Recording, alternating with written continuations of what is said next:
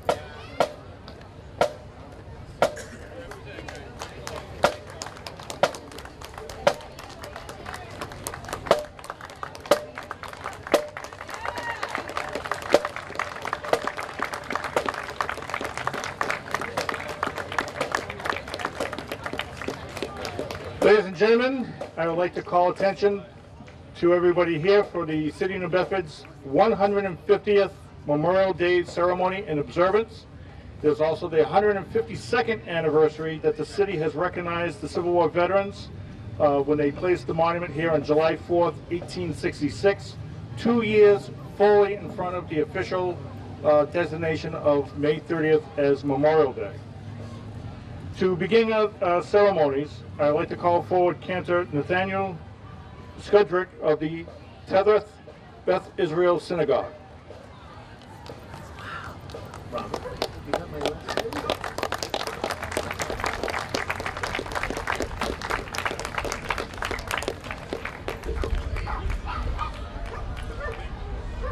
It's in here somewhere.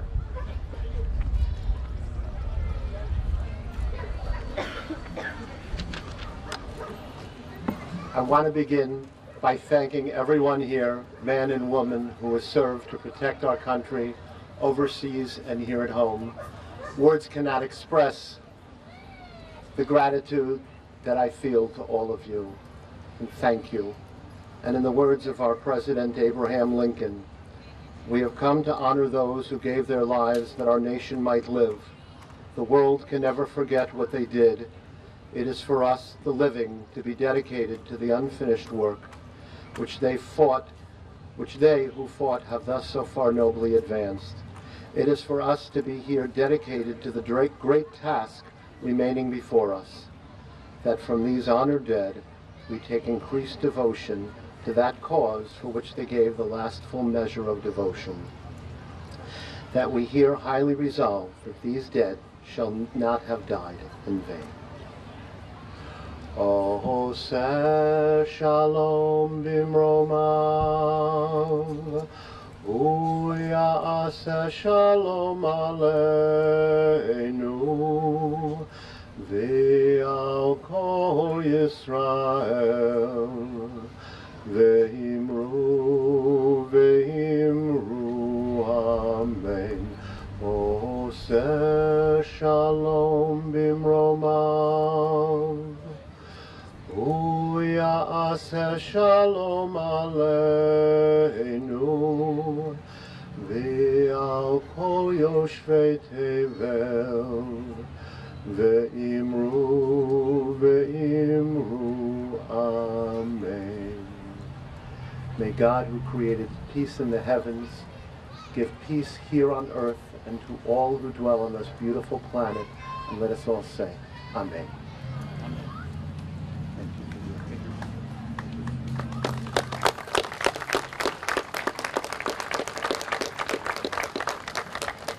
Let's now call forward City Council President, Councilor at Large Linda Morad for the Pledge of Allegiance. Please rise and join me as we pay tribute to our flag. I pledge allegiance to the flag of the United States of America and to the republic for which it stands, one nation, under God, indivisible, with liberty and justice for all.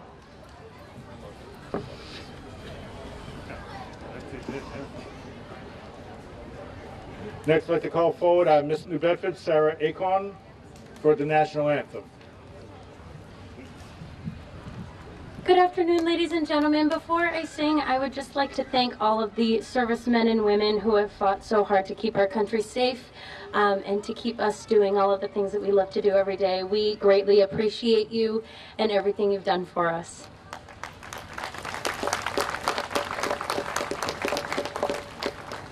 Oh, say, can you see by the dawn's early light what so proudly we hailed at the twilight's last gleaming, whose broad stripes and bright stars through the perilous fight o'er the ramparts we watched were so gallantly streaming, and the rocket's red glare, the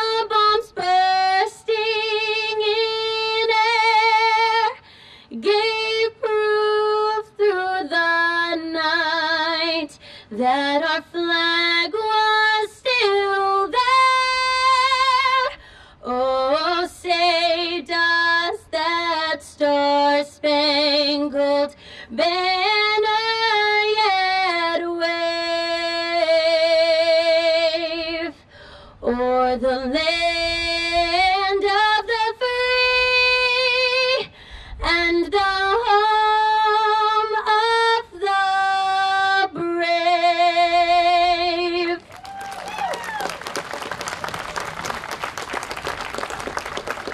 Thank you very much, Sarah.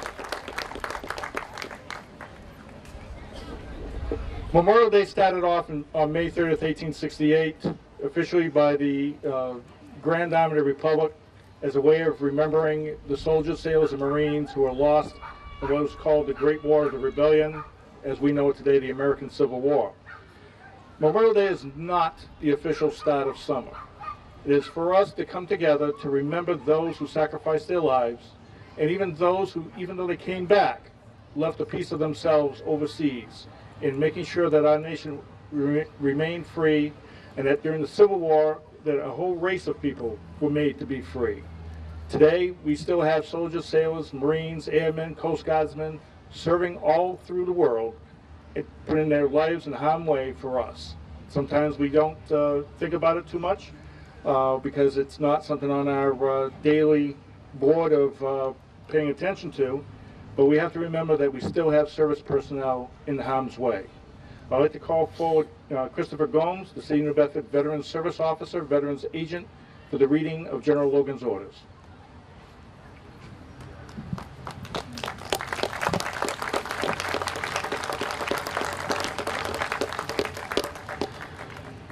General Order Number 11, Headquarters Grand Army of the Republic, Washington, D.C., May 5th, 1868. The 30th day of May, 1868, is designated for the purpose of strewing with flowers or otherwise decorating the graves of comrades who died in defense of their country during the late rebellion, and whose bodies now lie in almost every city, village, and hamlet churchyard in the land. In this observance, no form of ceremony is prescribed, but posts and comrades will in their own way arrange such fitting services and testimonials of respect as circumstances may permit. We are organized, comrades, as our regulations tell us, for the purpose, among other things, of preserving and strengthening those kind and fraternal feelings which have bound together the soldiers, sailors, and Marines who united to suppress the late rebellion. What can aid more to assure this result than by cherishing tenderly the memory of our heroic dead, who made their breasts a barricade between our country and its foe. Their soldier lives were the reveille of freedom to race in chains, in their death a tattoo of rebellious tyranny in arms. We should guard their graves with sacred vigilance. All that the consecrated wealth and taste of the nation can add to their adornment and security is but a fitting tribute to the memory of her slain defenders. Let no wanton foot tread rudely on such hallowed grounds. Let pleasant paths invite the coming and going of reverent visitors and fond mourners. Let no vandalism of avarice or neglect, no ravages of time, testify to the present or the coming generations that we have forgotten as a people the cost of free and undivided republic. If other eyes grow dull and other hands slack and other hearts grow cold in the solemn trust, ours shall keep it well as long as the light and warmth of life remains in us. Let us then, at the time appointed, gather around their sacred remains and garland their passionless mounds above them with the choicest flowers of springtime. Let us raise above them the dear old flag that they saved from dishonor. Let us in this solemn presence renew our pledges to aid and assist those whom they have left among us as sacred charges upon the nation's gratitude, the soldiers and sailors, widow and orphan. It is the purpose of the Commander-in-Chief to inaugurate this observance in the hope that it will be kept up from year to year, while the survivor of the war remains to honor the memory of his departed comrades. His earnestly desires the public press to call attention to this order and to lend its friendly aid in bringing to its notice to comrades in all parts of the country in time for simultaneous compliance therewith. Department commanders will use every effort to make this order effective. By order of John A. Logan, Commander-in-Chief.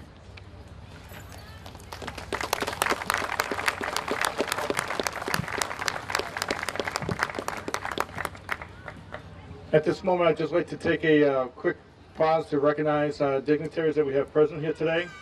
We have our keynote speaker, Colonel Herbert Waters, who is also one of our former school principals at the County Academy here, and he'll be speaking very shortly. Our Mayor, John Mitchell, former Mayor, there he is right over there, Fred Kalitz, our City Councilors, City Council President Linda Morad, Councilor Carney, Councilor Gomes, Councilor Coelho, Councilor Abreu, Councilor Dunn, Councilor Lopes, Councilor Maki, Councilor Lima, Councilor Giesta, and Councilor Ribeiro, who's standing off to the side here. State representatives was Bob Kazera, Tony Cabral, and Paul Schmidt. We have our school committee members here, Josh Amaro, Mr. Oliveira, and Chris Carter as well, and Mr. Livermento. And also like to recognize Mr. Joseph Ford, who's one of our Gold Star parents that are participating today. So I got everybody. At this point, I'd like to welcome and bring forward Mayor of the City of Bedford, Jonathan F. Mitchell, to give us our mayoral address for Memorial Day. We're done with the names. Well, good afternoon, everybody, and thanks for being here today. This is a really great turnout, and it's really, I know it's heartwarming for everybody who's involved in this event, and especially the veterans, to see everybody turn out like that. But they're not pleased when the microphone dies. All right, can you hear me? No. I'll speak up. We'll improvise. So, lend me your ears for a moment. So there are a number of people that I'd like to thank for their hard work in putting on this event.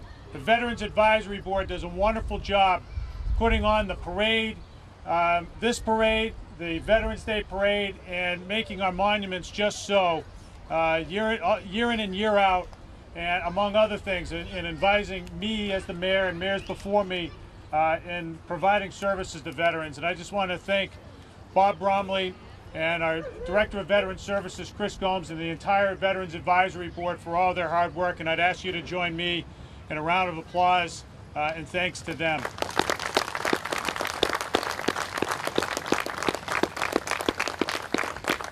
I want to thank Colonel Herbert Waters today for not only being the Grand Marshal of the parade, but also for his years of public service, both in the military as a Marine officer, as well as his service to the school children of this city for many, many years. You'll hear from him in a moment, but I wanted to just give you a particular shout out, Colonel Waters. Thank you.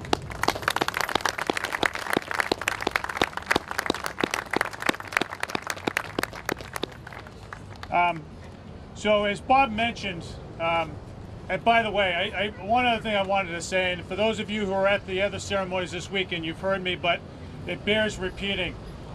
This weekend marks the 50th anniversary of Bob Bromley's playing taps at veterans events on Memorial Day, and it's just such a fabulous example of dedication to our veterans. So Bob, thank you again.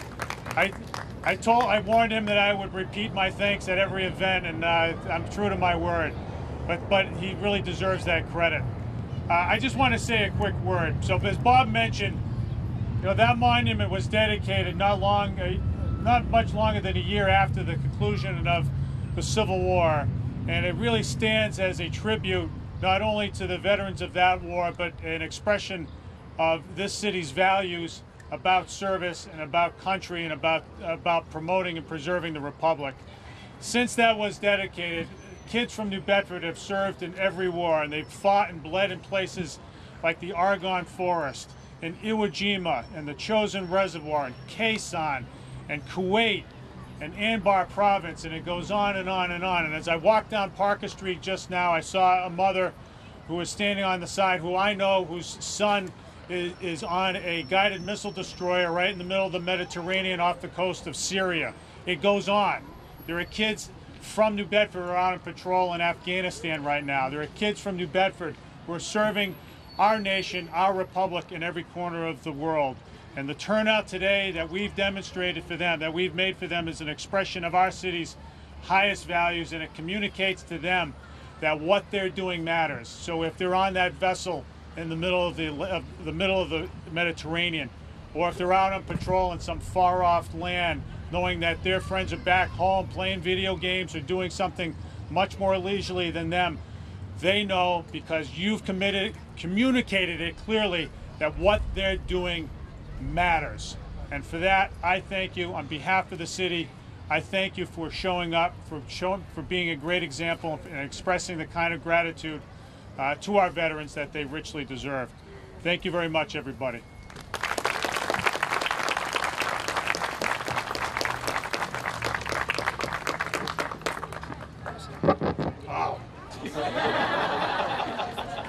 I'll start from the top.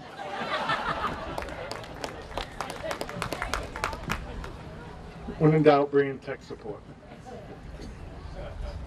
As we come up to listening to our keynote speaker, I'd like to invite up to the podium one of our ex officio members of the Veterans Advisory Board, Mr. Peter Clark, who has been instrumental in assisting us not only with Veterans Day and Memorial Day activities, but he chairs our Exercise Tiger program.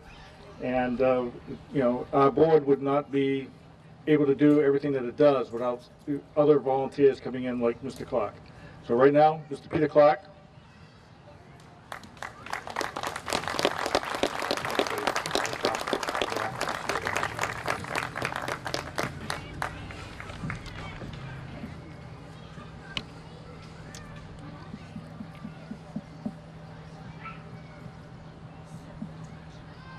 It's nice to see you all here today. Colonel Herbert Waters was born and brought up in New Bedford, Mass. He attended New Bedford Public Schools and graduated from Providence College. He also received advanced degrees from several colleges and universities. Two master's degrees and a PhD doctorate of educational leadership. And he served in those positions to educate the citizens of New Bedford. And there are many here, I can imagine, that had Colonel Waters as their teacher. Is there anybody that remembers Colonel Waters from New Bedford educational system? Let me hear it, let me hear it, let me hear it. Who else? More. Next person. Say it, where did you meet him? Connie Academy. So he has a strong connection to the city of New Bedford. We love Colonel Waters and his family. He has family members. He had 5 children. All of them had served this country. His oldest son, Herbert Ray Waters, was a retired colonel for the Army and worked in the Pentagon. He had a daughter, Susan Ellen Waters, was a member of the Massachusetts Army National Guard. A son, Christopher C. Waters, was a first lieutenant in the United States Marine Corps. And also his 5th child, who is here today beside him looking sharp, is Captain Mark Waters, who is currently a teacher at the Greater New Bedford Vocational School and is also an airborne officer. So his family has served this community and country for a long time.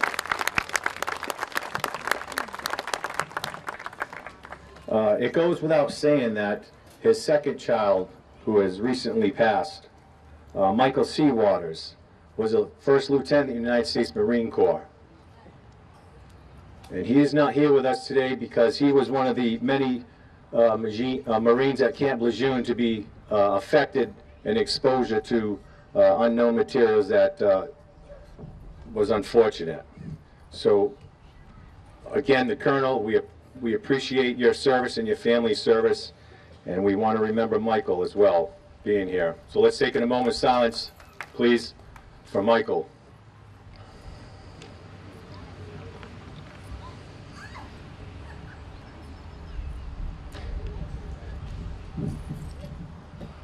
The Colonel joined the Marine Corps on 11 August of 1952. He was commissioned at Quantico, Virginia, and was sent to Korea and served as a close air officer on Hill 215 in the DMZ area. And the Colonel stayed in that position as the last United States active officer, Marine Corps officer, to serve at the DMZ before the transition to hand it over to the United States Army. So Colonel Waters was the last Marine officer there during that exchange, and that must have been something to see, as we can know that how serious of a situation that is nowadays. Also, a remarkable fact. Colonel Dr. Waters, I don't know what to call him. He has many degrees. So Colonel Waters was the 10th man of color to be commissioned in the United States Marine Corps. And think about that. That's a remarkable feat for Colonel. It shows a lot of his leadership that he must have endured and how he formulated a plan to succeed, and he did that. And he did that in the school system. As a public school teacher in New Bedford, he became the principal of Sergeant William H. Carney Academy, and we know the history of Sergeant Carney. So think of how appropriate the situation was when Colonel Dr. Waters steps into the scene. He becomes the principal, designs the school with the city, and had the governor, Michael Dukakis, fly down on a helicopter, land and present an award to the school in front of the children under the guidance of Dr. Colonel Waters. It's amazing.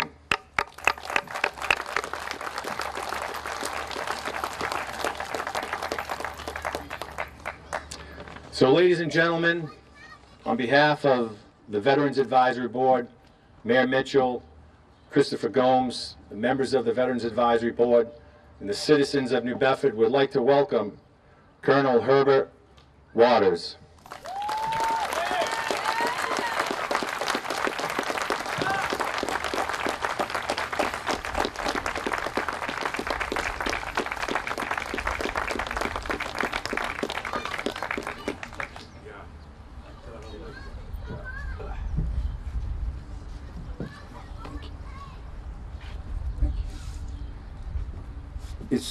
It's not this big. It's just a holder.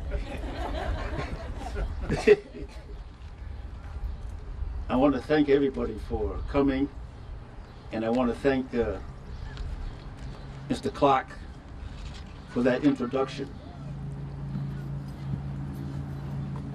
When the governor came down, though, he didn't come down to see me.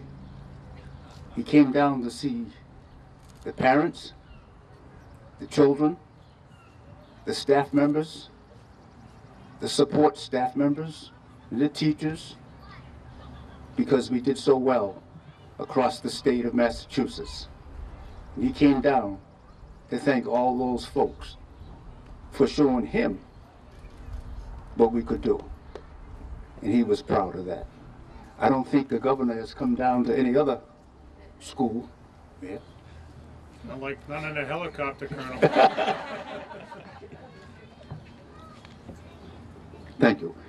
Again, this is not long. The mayor's peeking over my shoulder, so he thinks it's going to be long. It's not. But again, this is like making connections. You heard a lot of dates prior to my coming here. I want you to remember some of those dates because there's a surprise ending to this. Let us begin by remembering those American men and women of the more recent wars, and of all wars, in which Americans have fought and died. The Gulf War, 294 Americans dead. The Iraq War, 4,497 dead. And you remember the controversy about going in there. 4,497 young people dead.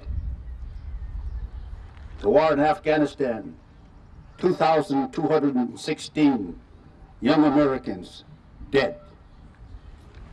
The Vietnam War, 58,209 young Americans dead. the Korean War, 54,246 dead. That has been updated. When I left there, the count had been up to 38,000. This is a new number because they began to include people who died because of the effects of the war. So that Korean number has been updated to the 54,246. Not to mention those that are missing, that were taken prisoners and are now lost or forgotten. Not on our part, though. World War II, quite a long war. 405,319 dead. We should all remember that we currently have American military men and women stationed all over this entire world, on land, at sea, on the surface, below the surface, and in the air. These men and women are volunteers. There is no draft now, you know, folks. Everybody who is serving right now is a volunteer. They asked to go. They want to go. And that's why they are there. And that's why we are here as free people. But I want you to keep thinking about that. The people that are in the service now, that are going over to these different wars all over the world, there are places that you don't even know about or realize where we have young men and women from each branch of the service serving so that we can be free, so that we can act right.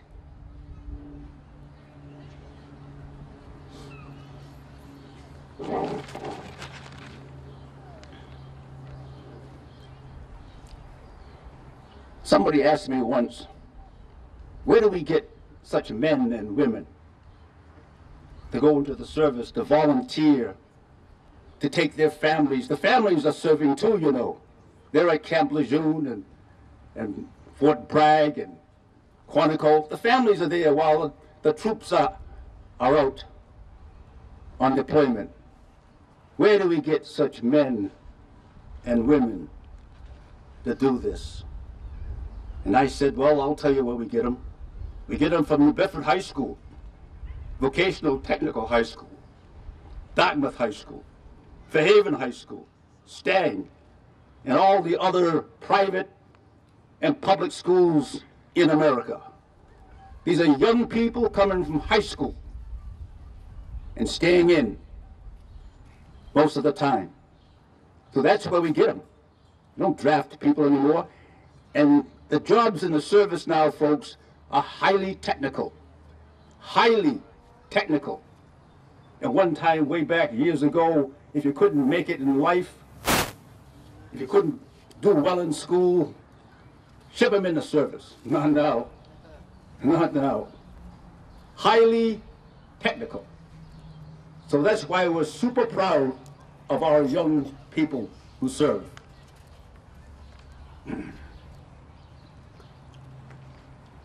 So let's remember those who have given the ultimate sacrifice. And let's give thanks to them and to their families on this Memorial Day. Let's give them honor on this Memorial Day. We in New Bedford have a very special connection to the beginning of the first efforts to give respect and honor to the soldiers who fought and died and preserved the Union, to preserve the Union and to free the slaves. We have a special connection. Also, we have Frederick Douglass, an escaped slave, a self-educated orator, an abolitionist, and an advisor to the president, at that time, President Abraham Lincoln. It was he who advised the president to form up black troops to fight in the Civil War. Several regiments formed, but the most famous was the 54th Massachusetts Volunteers, United States Colored Troops. Troop C of this regiment was formed right here in New Bedford. Sergeant William H. Carney was a member of Troop C. Someone said, who will lead these men? Who will lead these black people who are volunteering to fight? And a young man by the name of Robert Gould Shaw, from a very prominent family out of Boston, from Scotch-Irish heritage, he stepped forward and he said, I'll lead these men. I'll lead them into battle. And if you've ever seen that picture, the sculpture up in the Boston area, outside of the Boston State House, all my people in politics must pass it all the time. It's one of the moving murals that people have ever seen.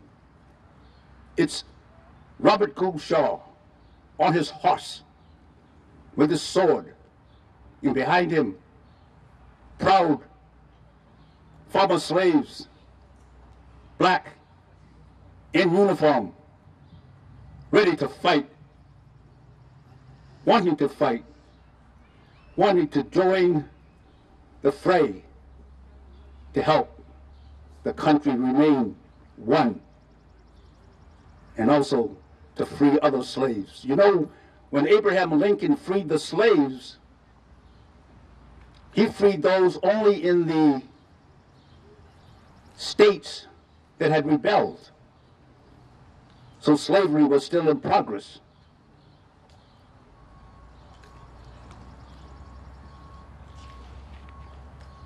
The 54th went into battle at Fort Wagner in South Carolina. Colonel Gould Shaw led the 54th at Fort Wagner. And if you know the battle from your little history that you had, they charged up Fort Wagner. The flag is the center point. The big flag is the center point, the flag bearer. The colonel is in front of that flag. He's moving forward, pressing. If that flag falls, the troops fall back, go down. So that flag had to be up there. The flag bearer had to be there. The flag bearer during the first assault was hit. The flag was going down. Sergeant Carney was the one that grabbed the flag and put it back up behind the colonel so the troops could follow. If you ever, and I see a lot of military people here, machine guns, it's tough to be a machine gunner. You draw fire. The enemy goes after where that firepower is. World War II and into the beginning of Korea, we had flamethrowers. Deadly, deadly. The enemy, concentrate on that flamethrower. Get it out. These things draw fire. The flag bearer, it seems innocuous. The flag bearer drew fire. He drew fire because if they knocked him down, the troops would stop. The flag meant go up. If it's down, they stop. So the flag bearer is important. And that's why Sergeant Carney grabbed that flag and stayed right behind the colonel to get to the parapets at Fort Wagner. They were driven back. But they earned respect from all, not only the enemy, but our own folks. I left out one part, you know, we wanted to be in the fray. But we had to fight, not only just to volunteer, but to be put into battle. So they won respect. Sergeant Carney said, the old flag never touched the ground, boys. And that's why with all this business about our American flag, that's why it's important to bring out this point. The flag represents the country. You love the flag, you love the country. Way back then, when they had no cause really, these black people had a burning affection for the flag because it meant freedom. And it means that today. Respect, respect, respect the flag because it represents our country, the greatest country in the entire world. America, the greatest country in the world. No matter what you read, what you hear, what happens here, there, America, America is the greatest country in our world. Believe me. And all you have to do is leave this country on a mission somewhere, and you can see it. Can't wait to get back home. Can't wait. You know, privately, I could live anywhere I wanted to. Anywhere. This is my home. New Bedford, Massachusetts, United States of America. One other point before I close up.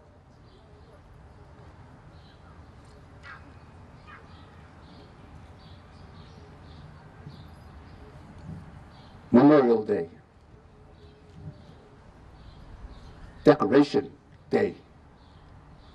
You heard some dates. 1868, Colonel Logan's order. There's another date, and it's 1865. 1865. The war basically was not quite over. Down in Charleston, South Carolina, in Charleston, South Carolina, the Confederates had a great big racetrack. They call it a race course.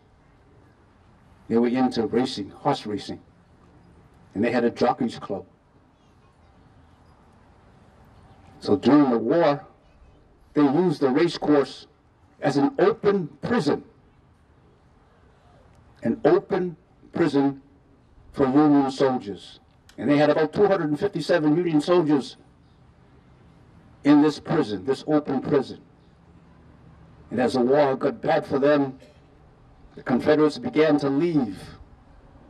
And they left Charleston. And they left the prison. And these were American Union soldiers who died.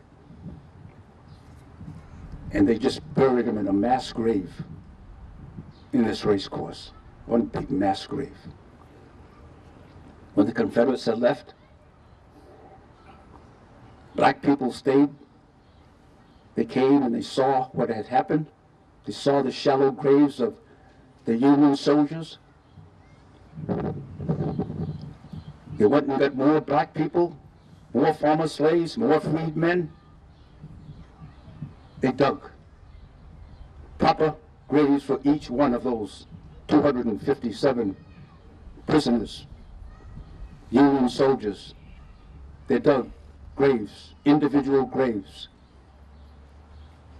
and they gave them proper burial. Soon after they had finished the fresh graves, 3,000 former slaves came out of their hiding places in Charleston down to where this grave was and where the black people had given the others a proper burial. And they brought flowers, all the spring-type flowers. And they decorated each individual grave with flowers. Ministers, taught by the aristocratical type of people that those Southerners were, they were kind of proper. Ministers came, black ministers, gave sermons for these Union soldiers. Other people of good deed came, thousands, to remember and bring flowers and give honor to those 257 Union soldiers. Did you check the date? It was 1865. That was called Decoration Day, followed by Memorial Day. But the first Decoration Day, the first Memorial Day, happened down in Charleston, South Carolina, at that race course where these black people who were residents paid respect by decorating the graves of those soldiers. Now you know the rest of the story. Thank you.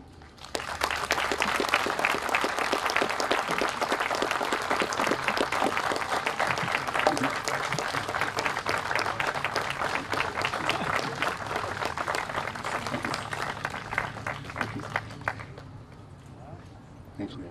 Thank you.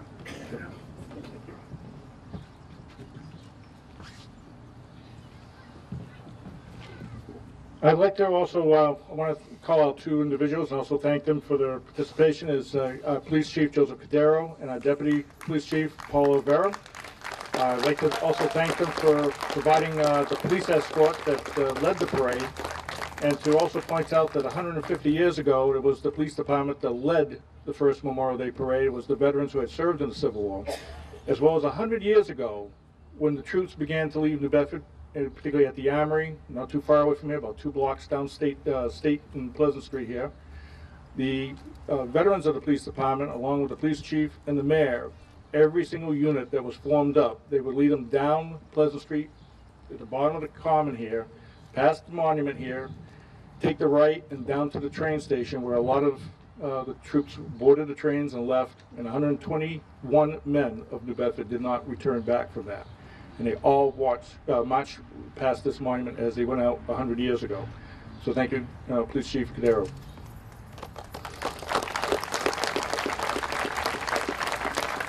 As we begin our portion of our ceremony, calling to the honor of our past veterans and our veterans who departed us in war, I would like to call forward from the Gold Star families, Mr. Joseph Ford, father of Michael Ford, who was killed in Iraq.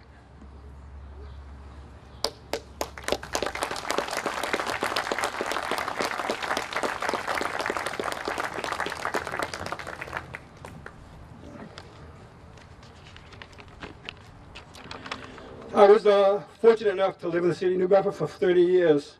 4 years ago, I had to move to Rainham to help take care of my parents who have health issues.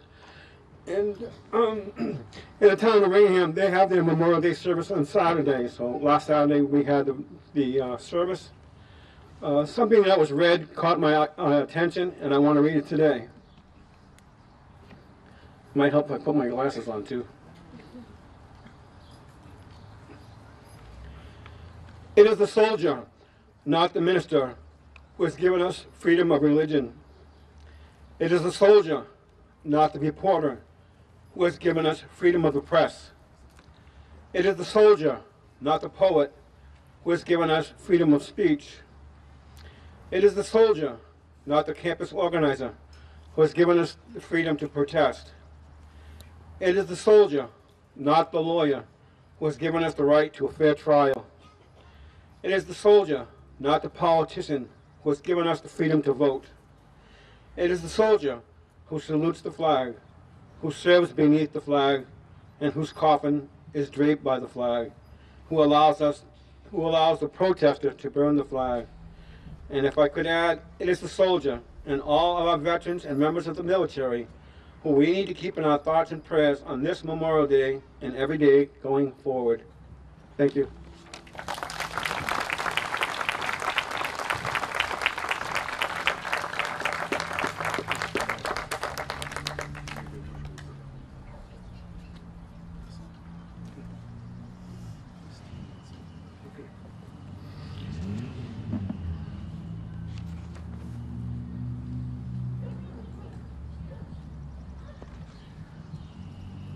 At present, we now have a musical selection from the Old Colony Highlanders Pipe Band, Amazing Grace. This is their first year participating with us here in the city of New Bedford for Memorial Day. The Old Colony Highlanders Pipe Band.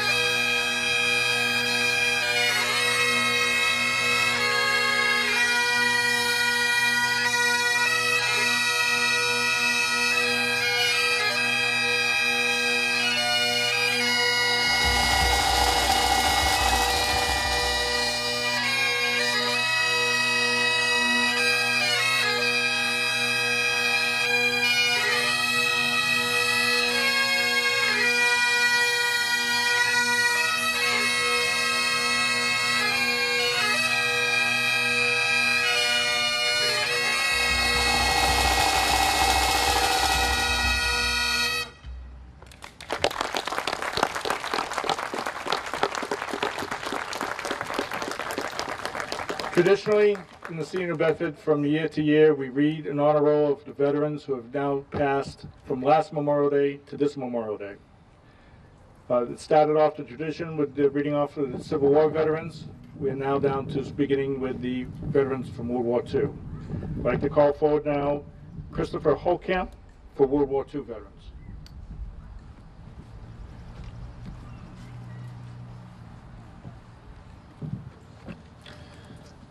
Good afternoon.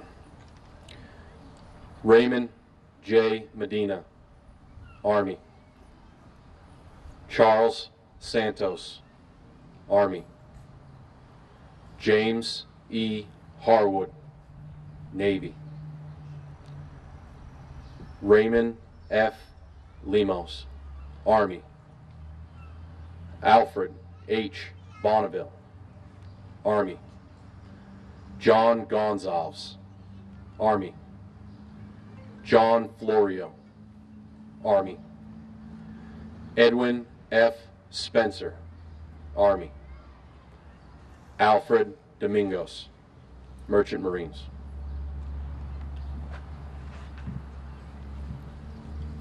Now call forward Daniel E. Goulant for the reading of their names from Korea. Morning. James M. Correa, Army. Walter J. Costa, Marine Corps. Renee M. Davignon, Army. Paul P. Swain, Army. John E. Macedo, Army.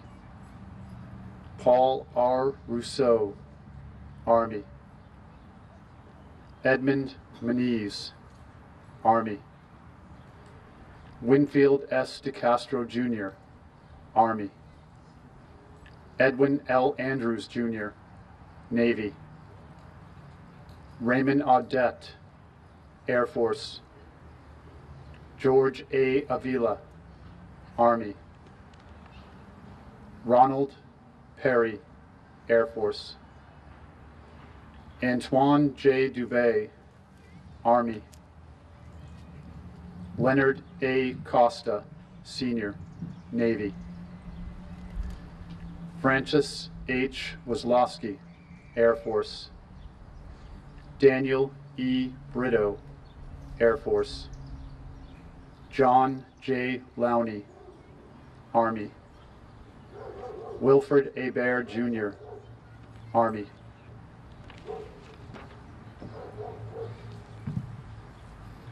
And I'll call forward James Gagnon to give us the reading of the names from Vietnam.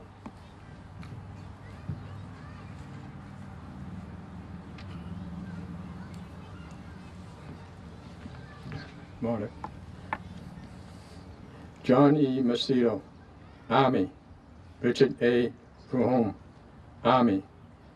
Eddie L. Johnson, Air Force. Alfred Cavaz, Army. Paul A. Almeida, Army. Edward J. Colomi, Air Force. Alfred C. Henser, Navy.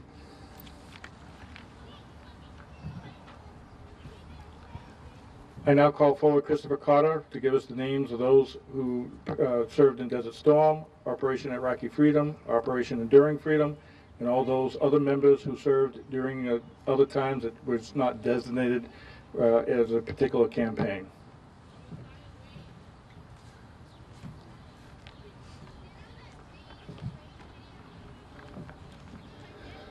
Milagros M. Rivera, Army. Richard J. Souza, Jr., Army. Sylvester B. Mello, Air Force. Brian K. O'Leary, Army. Eugene E. Raimondo, Jr., Army. Timothy P. Pendergast, Navy. Stephen W. Terrell, Army National Guard. Robert T. Perry, Sr., Army. Jason Gomes, Jr., Air Force.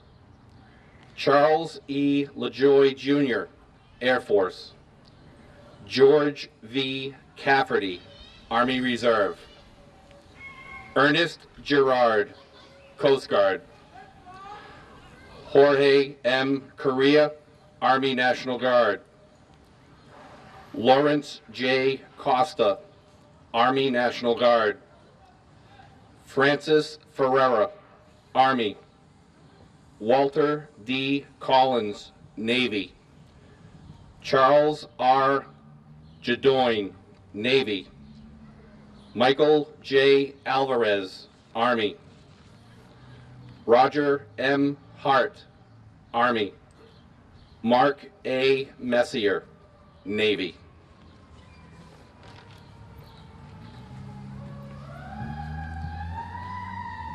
I now call forward Mayor John Mitchell and our keynote speaker, Colonel Waters, to place the wreath at our monument. As they place the wreath, we will have a moment of silence, followed by the sounding of taps.